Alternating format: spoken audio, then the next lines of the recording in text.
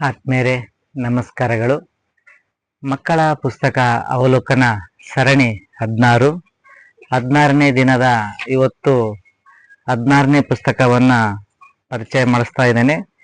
ಸುರೇಶ್ ಕಲಾಪ್ರಿಯ ಗರಗದಹಳ್ಳಿ ಅವರು ಬರೆದ ಮತ್ತೆ ನಕ್ಕನು ಚಂದಿರ ಮಕ್ಕಳ ಕವಿತೆಗಳ ಸಂಕಲನವನ್ನ ಇವತ್ತು ಪರಿಚಯ ಮಾಡಲಿದ್ದೇನೆ.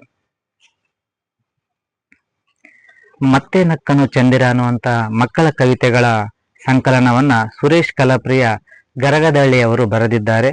ಗೌರಿಶಂಕರ ಪ್ರಕಾಶನ ಗರಗದಹಳ್ಳಿ ತಾಂಡ್ಯ 1 ಇವರು ಈ ಕೃತಿಯನ್ನ ಪ್ರಕಟಿಸಿದ್ದಾರೆ.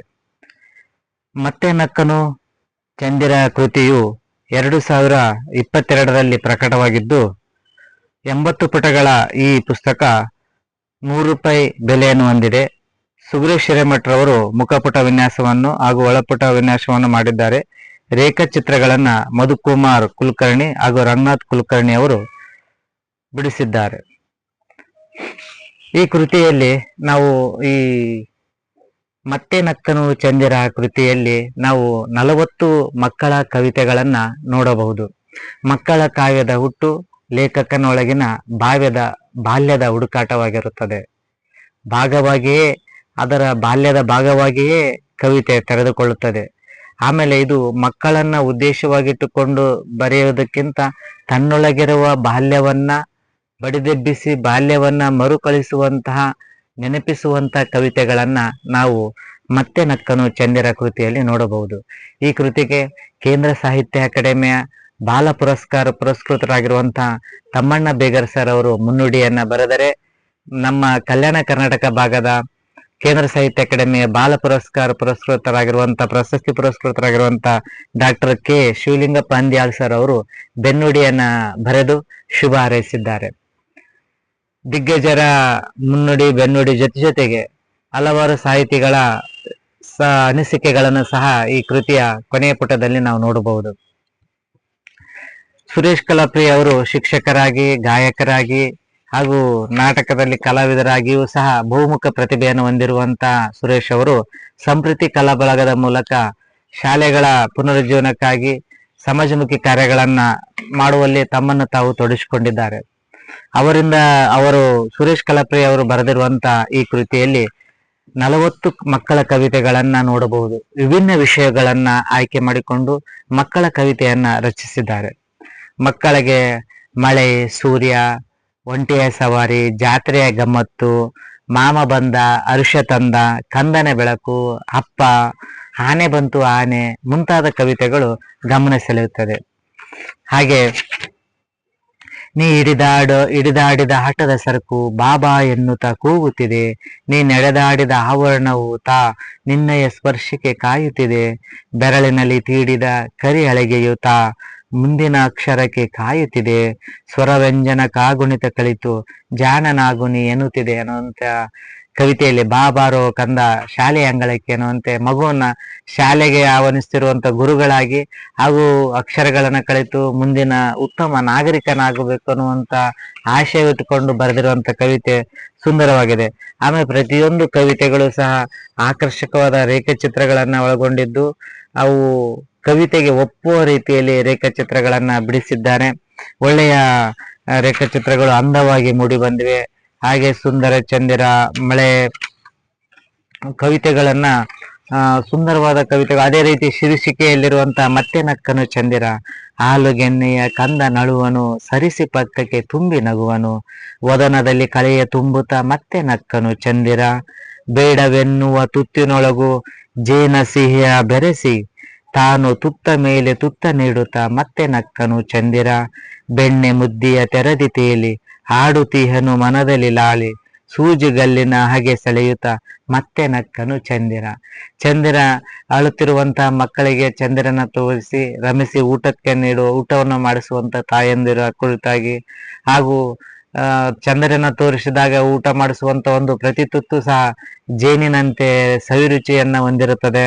ಹಾಗೆ ಬೆಣ್ಣೆಯಂತೆ ಮುದವಾಗಿ ಮೆತ್ತಗೆ ಯಾವುದೇ ಹಠ ಮಾಡದೆ ಹುಡುಗರು ಚಂದ್ರನ ನೋಡ್ಕೊಂತ ಊಟವನ್ನ ಮಾಡುತ್ತಾರೆ. ಆ ಘಟನೆಯನ್ನ ಸ್ಮರಿಸುತ್ತಾ ಚಂದ್ರನ ಕುರಿತಾಗಿ ಬರೆದಿರುವಂತಹ ಈ ಕವಿತೆ ಸುಂದರವಾಗಿದೆ. ಹಾಗೆ ಮತ್ತೊಂದು ಆಗಸ ತಿಲಕ ಅಂತೇಳಿ ಸೂರ್ಯನ ಕುರಿತಾಗಿ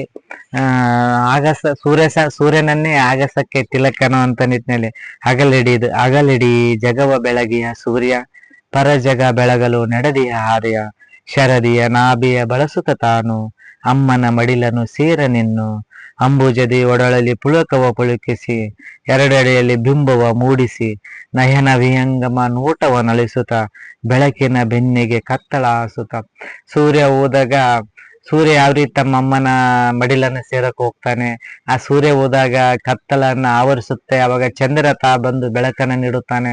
ಆಮೇಲೆ ಸೂರ್ಯ ಎಷ್ಟೇ ಶ್ರಮಿಸಿದ್ರು ಸಹ ಮತ್ತೆ ಮರುದಿನ ಮತ್ತೆ ಹುಟ್ಟಿ ಬಂದು ಜಗಕ್ಕೆ ಬೆಳಕನ್ನ ನೀಡುತ್ತಾ ನಿತ್ಯ ಕಾಯಕದಲ್ಲಿ ತೊಡಗಿರುವಂತ ಸೂರ್ಯನನ್ನ ಸ್ಮರಿಸುವಂತ ಕೆಲಸವನ್ನ ಲೇಖಕರು ಮಾಡಿದ್ದಾರೆ.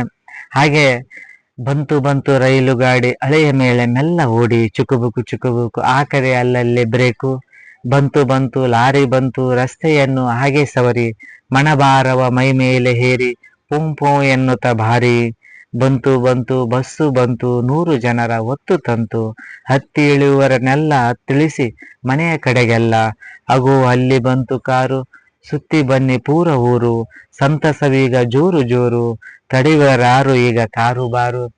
ನಾವು ಸಾರಿಗೆ ವಿಧಗಳನ್ನ ಮಕ್ಕಳಿಗೆ ತಿಳಿಸುವಂತ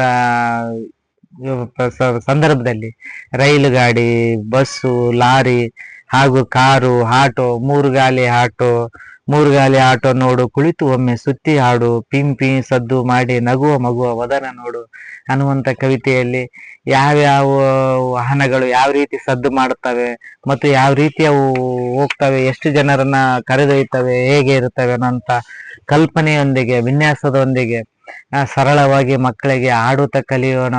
ಹಾಗೆ ಹಾಡಿನ ಮೂಲಕ ಕಲಿಕೆಯನ್ನು ಉಂಟು ಮಾಡುವ ನಿಟ್ಟಿನಲ್ಲಿ ಈ ಕವಿತೆ ಸುಂದರವಾಗಿದೆ. ಇಂತಹ ಬಹಳಷ್ಟು ಕವಿತೆಗಳನ್ನ ನಾವು ಈ ಸಂಕಲನದಲ್ಲಿ ನೋಡಬಹುದು. ಕೇಳೋಣ ಹಿರಿಯರ ಮಾತು, ಊರ ಹೊರಗಿನ ಬೆಟ್ಟದ ಬುಡದಲ್ಲಿ ಅಜ್ಜನೊಂದು ಸಂಸಾರ, ಅರ್ಧಾಂಗಿಯ ಮಡಿದಿಯ ಜೊತೆಯಲ್ಲಿ ನಡೆದಿತ್ತು ಬದುಕು ಬಲು ಸುಂದರ ಅನ್ನುವಂತ ಕವಿತೆಯಲ್ಲಿ ಅಜ್ಜನ ಒಂದು ಸುಂದರವಾದ ಸಂಸಾರದ ಕುರಿತು ನಾವು ಹಲವಾರು ಕವಿತೆಗಳನ್ನ ನಾವು ಈ ಕವಿತೆ ಸಂಕಲನದಲ್ಲಿ ನೋಡಬಹುದು. ಹಾಗೆ ಸುರೇಶ್ ಕಲಪ್ರಿ ಅವರು ವೃತ್ತಿಯಲ್ಲಿ ಶಿಕ್ಷಕರಾಗಿರುವ ಕಾರಣದಿಂದ ಮಕ್ಕಳ ಜೊತೆಗಿನ ಒಡನಾಟದ ಕಾರಣದಿಂದ ಹಾಗೂ ತಮ್ಮ ಬಾಲ್ಯವನ್ನ ಹಾಗೆ ಅವರು ಬಿಗಿದಿಟ್ಟುಕೊಂಡಿರುವಂತಹ ಪರಿಣಾಮವಾಗಿ ತಮ್ಮ ಬಾಲ್ಯವನ್ನು ಸಹ ಸ್ಮರಿಸುತ್ತಾ ಹಲವಾರು ಕವಿತೆಗಳನ್ನ ಮತ್ತೆ ನಕ್ಕನು ಚಂದಿರ ಕೃತಿಯಲ್ಲಿ ನಾವು ನೋಡಬಹುದು. ನಾವು ಮಕ್ಕಳ ಕವಿತೆಗಳು ಬಹಳಷ್ಟು ಕವಿತೆಗಳು ಕಲೆ, ನಾಟಕ ಹಾಗೂ ಒಂದು ಪಠ್ಯದ ಸರಕಾಗಿ ಸೀಮಿತವಾಗದೆ, ನಮ್ಮ ಸೀಮಿತವಾಗದೆ ನಾಟಕೀಯವಾಗಿ ಎಲ್ಲೂ ಕವಿತ ಬಳಸದೆ ಸಹಜವಾಗಿ ಸುಂದರವಾಗಿ ಗೇಯತೆಯಿಂದ ಮಕ್ಕಳ ನಡುವೆ ನಡೆಯುವಂತ ಘಟನೆಗಳನ್ನ ದಾಖಲಿಸುವಂತ ಕೆಲಸವನ್ನ ಲೇಖಕರು ಮಾಡಿದ್ದಾರೆ. ಲೇಖಕರವರು ಈ ಮತ್ತೆ ನಕ್ಕನು ಚಂದಿರ ಕೃತಿಯಲ್ಲಿ ಸುಂದರವಾದ ಕವಿತೆಗಳನ್ನ ಬರೆದು ಮಕ್ಕಳಿಗೆ ಕೊಡುವ ಪ್ರಯತ್ನವನ್ನ ಮಾಡಿದ್ದಾರೆ. ಹಾಗೆ ಮಕ್ಕಳಿಗೂ ಸಹ ಇಲ್ಲಿರುವಂತ ಕವಿತೆಗಳು ತುಂಬಾ ಇಷ್ಟವಾಗುತ್ತೆ. ಹಾಗೆ ಮಕ್ಕಳ ಸಾಹಿತ್ಯ ಓದುಗರು ಹಾಗೂ ಸಾಹಿತ್ಯ ಪ್ರೇಮಿಗಳು ಸಾಹಿತ್ಯ ಕೃತಿಯನ್ನ ಕೊಂಡು ಓದುವ ಮೂಲಕ ಹಾಗೂ ಹುಟ್ಟುಹಬ್ಬ, ಶಾಲಾ ವಾರ್ಷಿಕೋತ್ಸವ ಶುಭ ಸಂದರ್ಭಗಳಲ್ಲಿ ಮಕ್ಕಳ ಸಾಹಿತ್ಯ ಕೃತಿಗಳನ್ನ ಮಕ್ಕಳಿಗೆ ಉಡುಗೊರೆಯಾಗಿ ನೀಡುವ ಮೂಲಕ ಮಕ್ಕಳ ಸಾಹಿತ್ಯವನ್ನ ಪುಸ್ತಕ ಸಂಸ್ಕೃತಿಯನ್ನ ಬೆಳೆಸುವ ಕಾರ್ಯವನ್ನು ಪಾಲಕರು ಮಾಡಬೇಕು ಅನ್ನುವಂಥ ಆಶಯದೊಂದಿಗೆ ಇವತ್ತಿನ 16ನೇ ದಿನದ ಮಕ್ಕಳ ಪುಸ್ತಕ ಅವಲೋಕನ ಕಾರ್ಯಕ್ರಮದಲ್ಲಿ 16ನೇ ಪುಸ್ತಕವಾಗಿ ಮತ್ತೆ ನಕ್ಕನು ಚಂದಿರ ಕೃತಿಯ ಪರಿಚಯವನ್ನ ಮಾಡ್ತಾ ಇವತ್ತಿಗೆ ಪರಿಚಯವನ್ನ ಮುಗಿಸ್ತಾ ಇವತ್ತಿನ ಪುಸ್ತಕ ಪರಿಚಯ ಕಾರ್ಯಕ್ರಮನ ಮುಗಿಸ್ತಾ ಇದ್ದೀನಿ. ಧನ್ಯವಾದಗಳು.